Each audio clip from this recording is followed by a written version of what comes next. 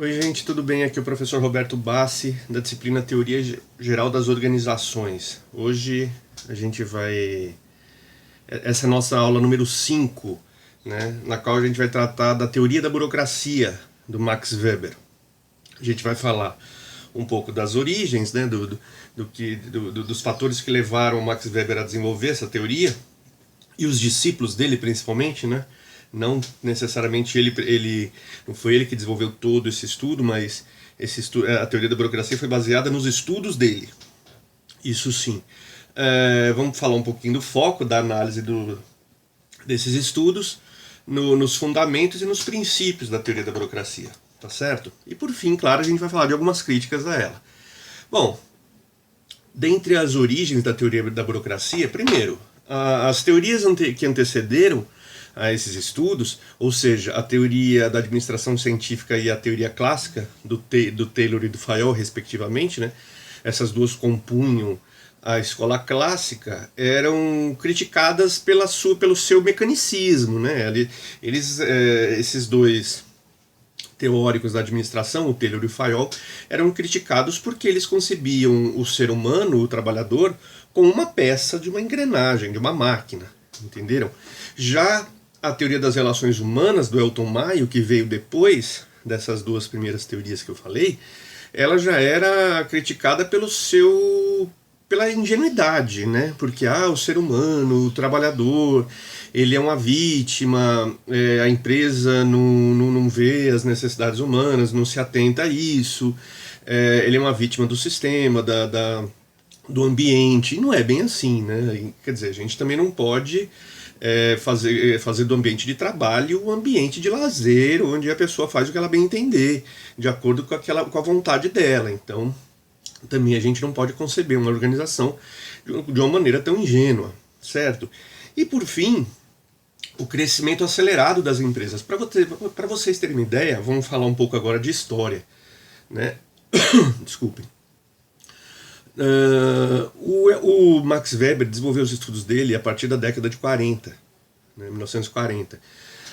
O mundo já tinha vivido o boom da expansão decorrente da invenção da máquina a vapor, né, na segunda Revolução Industrial, em meados do século XIX. E as empresas, então, principalmente no ramo industrial, elas cresceram exponencialmente, de uma maneira jamais imaginada. Para vocês terem ideia, nos anos 20 e 30, uma unidade da Ford chegava a ter 80 mil trabalhadores.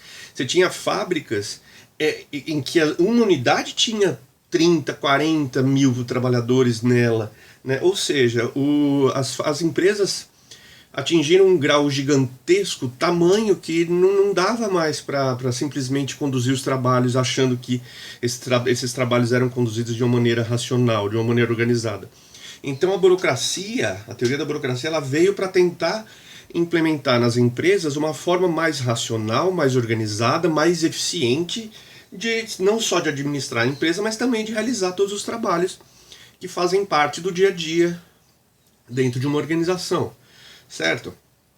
Então ela veio tentar solucionar esses problemas, certo? Ela parte sempre de uma tentativa de racionalização dos processos. É isso que o foco da teoria da burocracia é esse, racionalizar os processos, certo? Claro que ela também considera vários outros pontos, por exemplo, hierarquia, autoridade, de que forma que você atribui poder a uma pessoa, né? Ou seja, a partir de qual princípio você estabelece que uma pessoa vai ocupar um cargo e não outra pessoa. Enfim, tem uma série de pontos que a teoria da burocracia toca, né, que ela aborda. Mas, enfim, isso a gente vai falando aos poucos aqui. Vamos lá. Em primeiro lugar, então, o Max Weber, ele, antes de analisar de que forma ele deveria organizar as organizações, os procedimentos nas organizações, nas empresas, ele foi para trás. É claro, vamos ver as origens disso. A empresa é uma sociedade, certo? Ok, mas a visão dele, ele viu que existiam diferentes tipos de sociedade. Como é que ele define essas sociedades, então? Ele divide em 3 grupos. Sociedades tradicionais, carismáticas e burocráticas. Quais são as sociedades tradicionais? São aquelas que são marcadas por características patriarcais, patrimonialistas, né? Olha, isso aqui é dessa família e sempre foi dessa família. A tradição também é importante nessas sociedades. Olha, sempre foi feito dessa maneira, não tem por que mudar. A gente sempre fez assim. É uma tradição fazer dessa forma. Isso é uma tradição na nossa família, no nosso clã, né? No nosso feudo. Olha, o feudo veio do meu pai, veio para mim, de mim vai para o meu filho e do meu filho vai para o meu neto. Ou seja, uma questão patrimonialista segue uma linha sucessorial, né, tradicional. Essas são as famílias tradicionais, como eu acabei de falar. Então, características de famílias, clãs, feudos, tá certo? E etc. Um outro tipo de sociedade, a sociedade carismática, ela está relacionada mais a questões míticas ou até místicas, né? Mítica do mito, certo? E místicas de algum poder sobrenatural, enfim. Está relacionado a relações carismáticas, capacidades carismáticas das pessoas, arbitrárias, personalísticas, né? Então vamos lá, como é que é isso?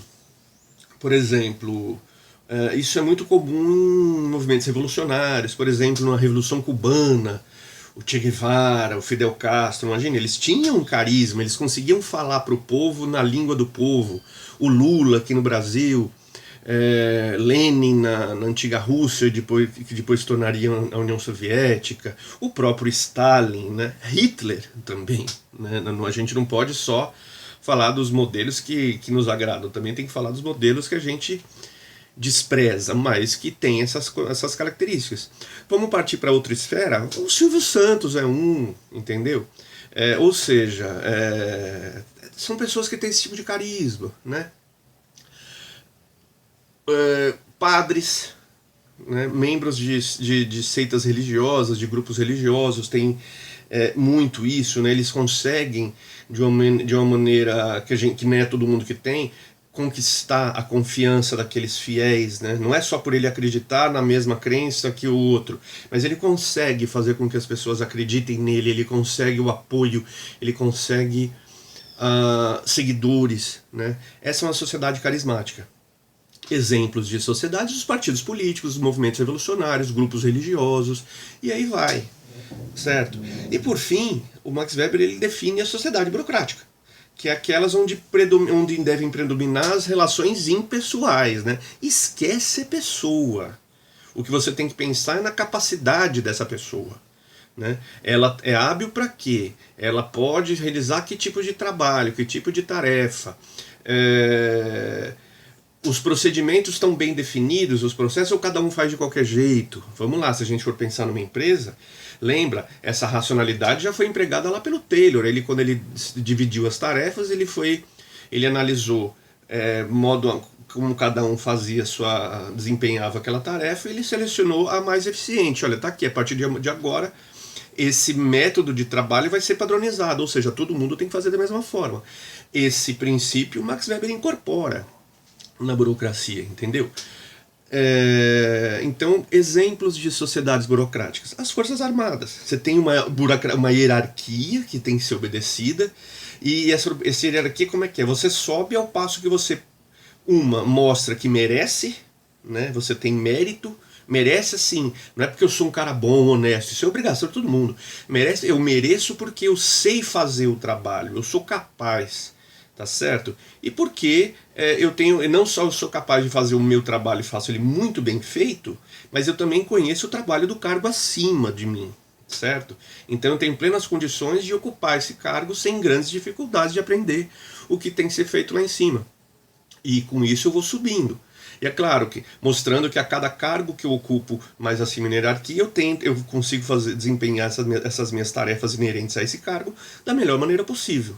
Certo? Então, quando eu provo competência e mérito, eu vou subindo nessa escala hierárquica, que está sujeita a normas. Cada cargo tem uma norma horizontal no que diz respeito a tarefas que a gente tem que realizar, mas também uma norma vertical, a quem eu obedeço e em quem eu mando, certo? Então, isso tudo faz parte da teoria da burocracia, ele estabelece esse tipo de coisas. Algumas características, então, da teoria da burocracia. Vamos lá, são várias, né? Eu vou falar algumas das principais aqui. Característica legal das normas e regulamentos. O que é isso? Característica legal. A partir do momento que se estabelece uma norma, um regulamento, um procedimento, que se a gente normatiza um procedimento numa empresa, é importante que se coloque no papel. Né? Ou seja, o estatuto, são as normas daquele cargo, você é contratado para fazer para ocupar esse cargo, e dentro deste cargo as tarefas que são relacionadas a esse são essas aqui, tarefa 1, 2, 3, 4, 5, que tem que ser feitas cada uma delas desta maneira. Ou seja, é bom que se publique, que se escreva, que deixe formalizado, que se torne isso uma lei. Por isso o caráter legal das normas e regulamentos. Tem que virar lei dentro da empresa. Esse é o procedimento que deve ser seguido de aqui em diante. Certo? Caráter formal das comunicações é uma outra característica. Por quê? Tudo que for feito de comunicação é muito bom que se formalize.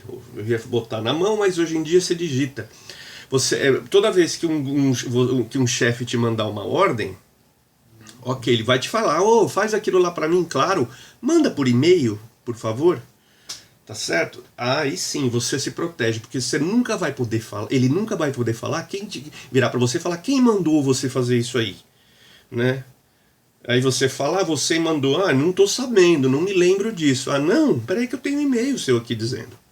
Da mesma maneira, ou seja, então todas as comunicações elas têm que ser formalizadas. Não só o procedimento, a norma tem que ser colocada no papel, tem que ser formal, mas também as comunicações, os pedidos, as ordens, os requerimentos, as requisições, entendeu? Tudo tem que ser formalizado para que você documente. Também é aquela coisa, não é só eu recebi uma ordem de boca e agora não tem como me defender. Com e-mail você tem, mas também é aquela coisa, olha, eu pedi um documento há tanto tempo, até hoje não chegou, porque alguém vai te cobrar. Pô, por que você não fez aquela coisa ainda? Pô, já pedi, já mandei um documento solicitando, mandei um e-mail ou um pedido, sei lá qual vai ser o procedimento a ser seguido na empresa. Mas é bom que se formalizem essas comunicações. Isso é sempre bom. É positivo para a empresa e para o próprio trabalhador também. Caráter racional da divisão do trabalho. Isso é simples. Por exemplo, você tem na empresa, você tem um chão de fábrica e você tem um ambulatório. Né? Eu vou colocar o médico no chão de fábrica? Não, eu vou colocar o médico no ambulatório. Né? Assim como eu vou colocar o operário técnico no chão de fábrica, esse sim. Eu não vou colocar o técnico de chão de fábrica na contabilidade. Lá eu boto um contador. Tá certo?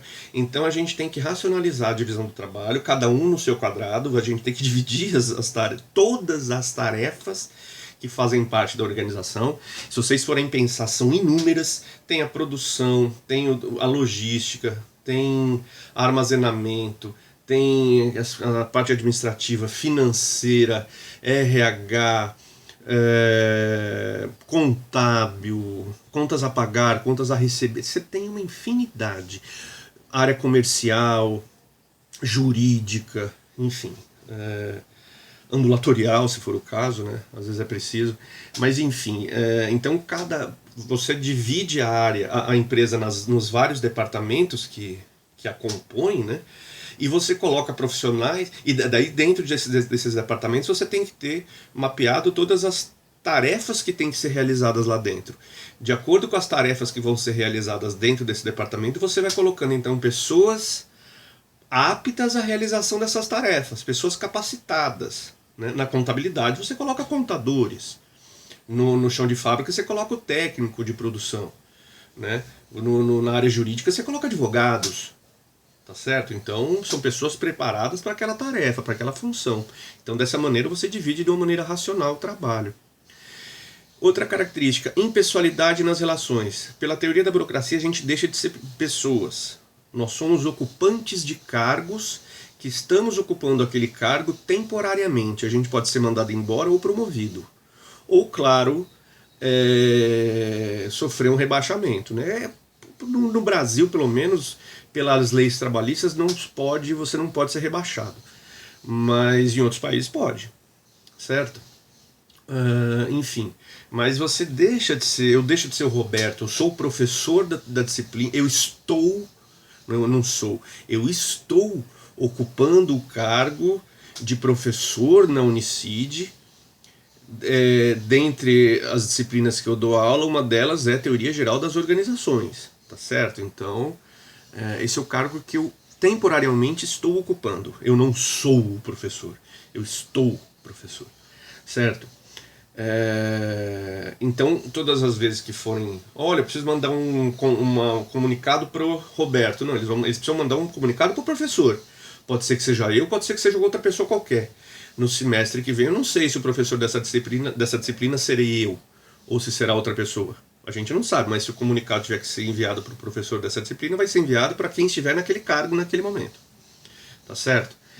Hierarquia e autoridade, outra característica. Aquilo lá, a hierarquia, existe uma pirâmide hierárquica, né? Você tem lá o presidente, o vice-presidente, os diretores, cada um da sua área. Embaixo de cada diretor tem as várias áreas que ele dirige. Então você tem um gerente de cada uma delas e cada um sempre prestando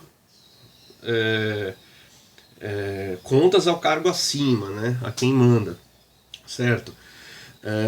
Então a cada cargo, além de ser atribuído um conjunto de tarefas, também é atribuída uma autoridade, certo?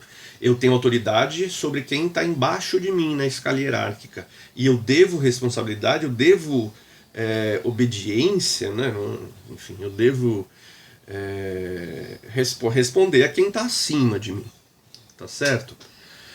Rotinas e procedimentos padronizados. É aquilo lá que eu já tinha falado. É interessante, é benéfico que se normatize as coisas, para que as pessoas deixem de fazer as tarefas da maneira que bem entenderem, certo? Encontrada a melhor maneira de se realizar uma tarefa, ela tem que ser padronizada. Esse método de realização das tarefas, ele deve ser padronizado. É claro que ele não pode ser intocável, desculpem. Né? Sempre que surgir uma nova maneira que se mostre mais eficiente, é interessante que se reformule essa padronização, que olha, vamos mudar isso aqui que serviu até hoje, mas agora existe uma nova maneira. Às vezes a tecnologia, o avanço tecnológico permite que se mude os padrões, né? Então agora existe uma nova maneira, uma nova possibilidade, vamos deixar de fazer daquele jeito, agora vamos fazer assim. Entenderam? Competência técnica e meritocrática. Vamos lá. A pessoa, ela tem que, para ocupar um cargo, deve ser levada em consideração, claro, a sua competência técnica. Ou seja, vou ocupar o cargo de gerente da área contábil, supervisor da área contábil. Eu sei analisar balanço, eu sei fazer um balanço de uma empresa, eu sei interpretar as informações que lá estão. Ok, sei. Então tá, então eu estou apto a ocupar esse cargo. Ok, beleza. Meritocrática, né? Essa é uma competência técnica minha. Eu saber, o outro saber também. Vários aqui sabem analisar o balanço, então todos têm competência técnica. A meritocrática é um pouco delicado, porque assim, imaginem uma sociedade como a atual, eu falar que, olha, eu fiz melhor do que o outro fulano. Será que eu não tive uma oportunidade melhor na vida? Será que eu não frequentei uma escola melhor, né, por ter condições financeiras? Ao passo que o outro lá teve que fazer uma escola pública em que o professor não sabia muito bem o que ensinava, porque ele ganhava pouco e também não tinha dinheiro nem para comprar livros e se reciclar. Uma escola longe, na qual para chegar ele tinha que pegar 1 hora e pouco de condução, então ele já saía com fome, passava fome ao longo de boa parte do trajeto, tinha que acordar de madrugada para estudar, enfim. As condições que eu tive tendo condições financeiras são muito mais favoráveis ao meu melhor aproveitamento educacional do que uma pessoa que tem dificuldades financeiras, sociais.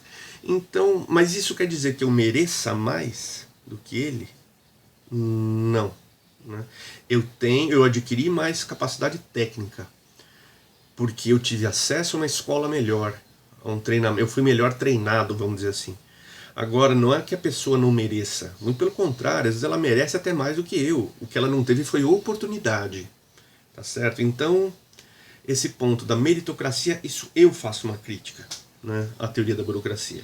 Meritocracia não cabe aí, tá certo? Quer dizer, ela coube até outro dia, né, mas hoje esse princípio está sendo revisto em meio às organizações contemporâneas, né, as atuais, certo? Vamos mudar de item aqui. Especialização da administração. A administração da empresa ou dos departamentos, elas vão se tornando cada vez mais especializadas, né? A partir do momento que se normatiza tudo, que se padroniza a forma de realizar as tarefas, que se formaliza as comunicações e os pedidos. Olha, a partir de agora, para fazer essa atividade, vai ter que seguir esse procedimento aqui, aqui, aqui, e tem essas guias aqui, tem que preencher esse pedido, esse, vai uma via para um, vai uma via para o outro, outra via fica com esse aqui. Enfim, a administração ela fica mais especializada, fica um negócio mais profissional, sabe? Não é no fio do bigode, como era antigamente, ou no achismo, eu acho que é assim que tem que ser feito, então vamos fazer, porque eu acordei pensando isso hoje. Não, a administração de uma empresa se torna algo profissional, algo especializado, que parte de estudos, que parte de análises. Não é um negócio baseado no simples achismo, certo? E a partir do momento que ela se torna burocratizada, a administração de uma empresa, você pode falar que você consegue prever os resultados dela.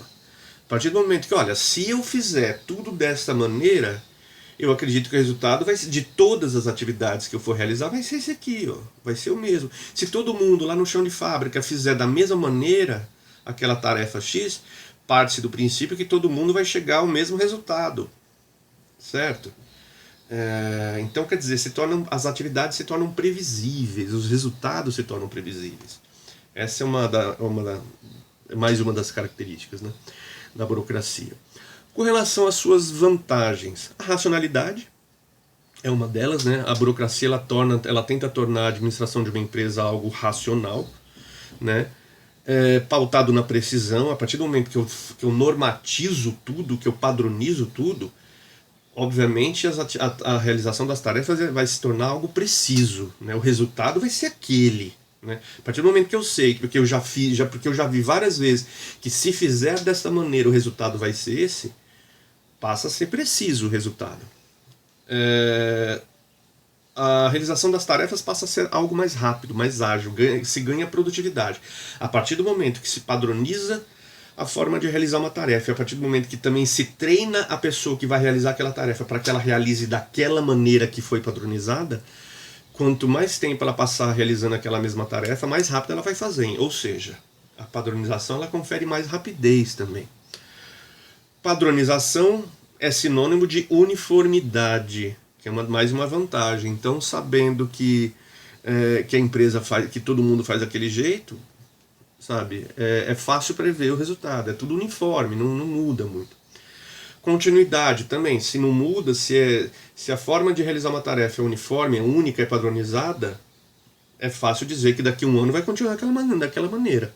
E se você tem se os resultados mostram que aquela forma de realizar aquela tarefa é a melhor maneira possível, é o melhor processo possível, melhor procedimento possível, você pode dizer que o resultado que esse processo é confiável, tá certo? Se você vê que ele produz o melhor resultado, que ele não mostra falhas, certo? Você pode dizer que é confiável. Então a própria administração das empresas se torna algo mais confiável graças à burocracia. Já em relação às desvantagens da aplicação dos princípios da teoria da burocracia, exagero apego às normas. Nossa, a norma é tudo na vida. Quantas vezes vocês já não pegaram empresas onde não posso porque não está na norma, não está no papel, não posso.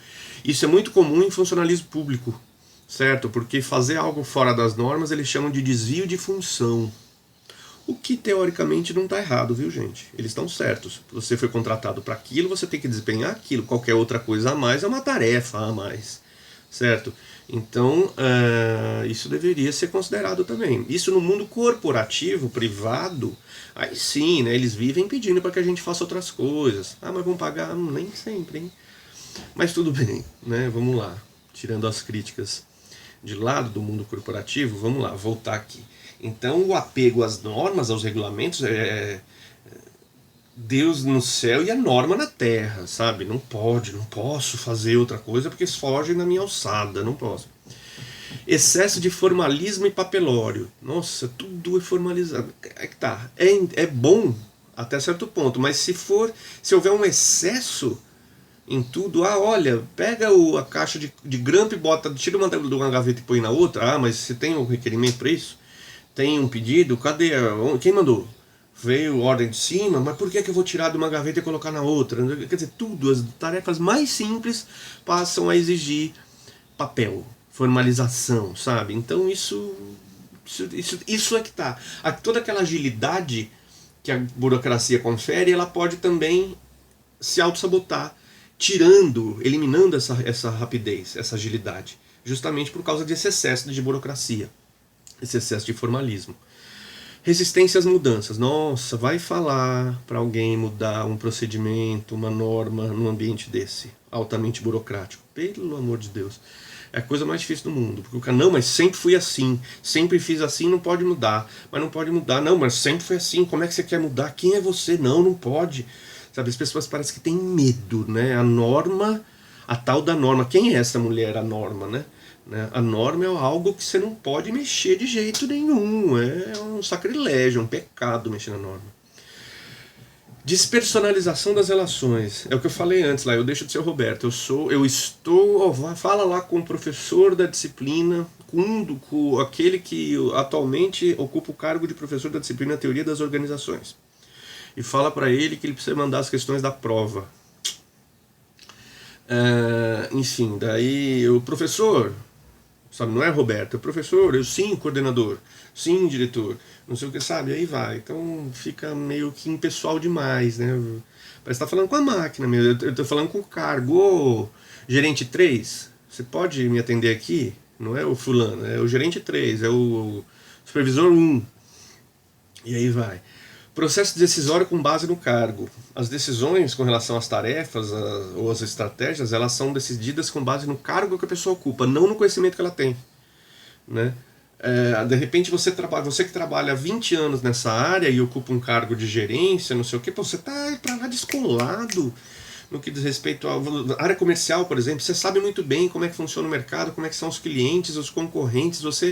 É claro que você fica de olho sempre, é óbvio, mas você sabe como se comporta o mercado daquele segmento onde você atua há 20 anos. Daí vem um diretor novo que veio de uma outra área totalmente diferente, que nunca teve contato com esse ramo onde você atua, mas como ele está acima de você, ele é um diretor, ele define. Por quê? Porque ele tem um cargo acima do seu e ele que dá as ordens, né? Sendo que você conhece muito mais.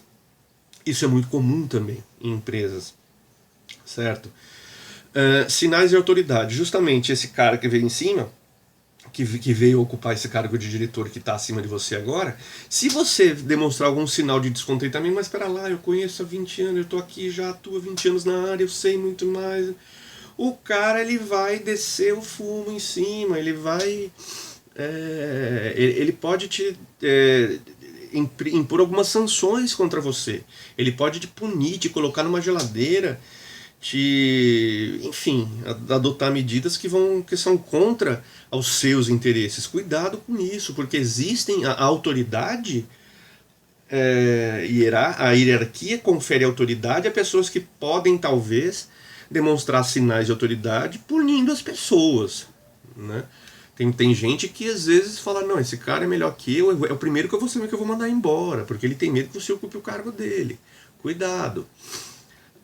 E dificuldades no atendimento ao cliente. Nossa, quantos aqui já não ligaram num telemarketing de uma empresa qualquer, de telefonia, de banco, de sei lá o que, e ligaram para falar, olha, mas espera aí que eu vou estar vendo, vou estar ligando, vou estar falando, vamos estar retornando. Mas você já está passando todas as informações que o cara poderia ter, que ele precisaria ter para resolver o seu problema.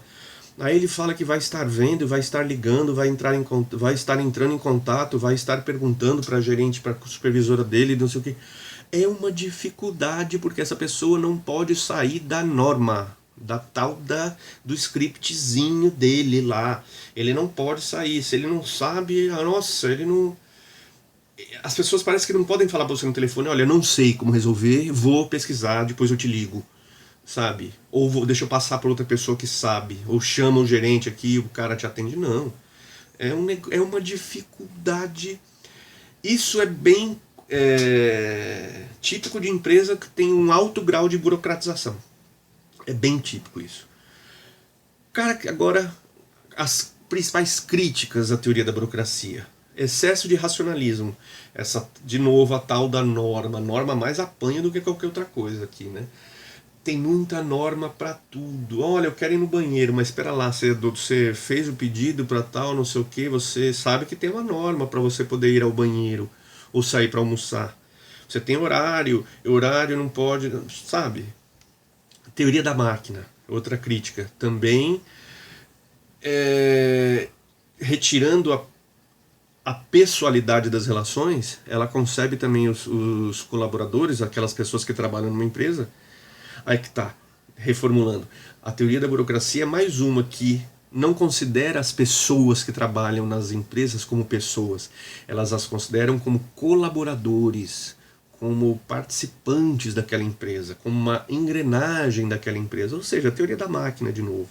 Né? É o mecanicismo, o resgate do mecanicismo. Né? Abordagem de sistema fechado. A burocracia, ela esquece. É mais uma teoria que esquece de olhar lá para fora. Pera lá, as normas e procedimentos dessa empresa, elas não estão adaptadas ao mundo real, ao mundo lá fora. Os meus concorrentes, por exemplo, podem estar adotando métodos de realização das tarefas muito mais eficientes, muito mais rápidos, muito mais dinâmicos, né? Ao passo que eu estou preso à norma, ao meu padrão aqui. Mas quer dizer, se esquece de olhar lá para fora. Se pela teoria da burocracia, o ideal para uma empresa é organizá-la aqui dentro, não lá fora. Eu preciso também ficar atento ao que acontece lá fora, porque dependendo do que acontecer lá fora, eu preciso adaptar a minha empresa para que eu consiga responder às manifestações externas. Tudo que acontecer lá fora, aprenda uma coisa: existem oportunidades e ameaças. Se o que acontecer lá fora do ambiente da empresa se tornar uma oportunidade, eu preciso me adaptar, eu preciso ter condições, empresa, preciso ter condições de me aproveitar daquelas oportunidades o mais rapidamente possível, da melhor maneira possível. Consigo fazer isso com a estrutura de hoje? Ou preciso adaptar essa estrutura? Muito provavelmente eu vou ter que adaptar em algum ponto ou outro.